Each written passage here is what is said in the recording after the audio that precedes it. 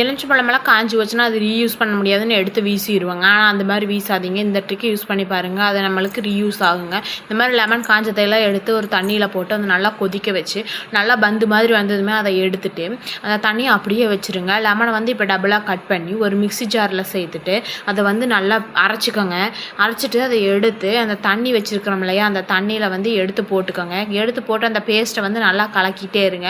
திப்பியாக இருக்கிறதுனால அதை வந்து நம்ம நல்லா வடிகட்டிக்கலாம். வடிகட்டிட்டு அதில் கொஞ்சமாக பேக்கிங் சோடா போட்டு கொஞ்சமாக உப்பு போட்டு அப்புறம் அதில் வந்து ஷாம்பை ஊற்றிட்டு நல்லா கலக்கி அதை வந்து ஸ்டோர் பண்ணி எடுத்து வச்சுக்கலாங்க. எதுக்காகனா டப் கிளீனுக்கு நிறையா யூஸ் ஆகுங்க. இது நம்ம வாஷிங் மிஷின் டப் கிளீனுக்கெல்லாம் நம்ம வெளியே வாங்குற வந்து ஒரு லிக்விட் தான் ஊற்றுவோம். அதுக்காக நம்ம காசு செலவு பண்ண வேண்டியது இல்லைங்க. இப்போ ஒரு 15லேருந்து 20 முறை இதை வந்து யூஸ் பண்ணிங்கன்னா க்ளீன் ஆகிக்குதுங்க. அப்புறம் வந்து ட்ரெஸ்ஸில் பட்ட இங்கு கரையும் இது பட்டால் க்ளீன் ஆகிக்குதுங்க. அப்புறம் லெட்டின் யூஸ் பண்ணுறதுக்கும் நம்ம இதை வந்து யூஸ் பண்ணிக்கலாம். அப்புறம் வந்து வீடு துடைக்கிறதுக்கு யூஸ் பண்ணிக்கலாம். பாத்திரம் கழுவுறதுக்கு யூஸ் பண்ணிக்கலாம்.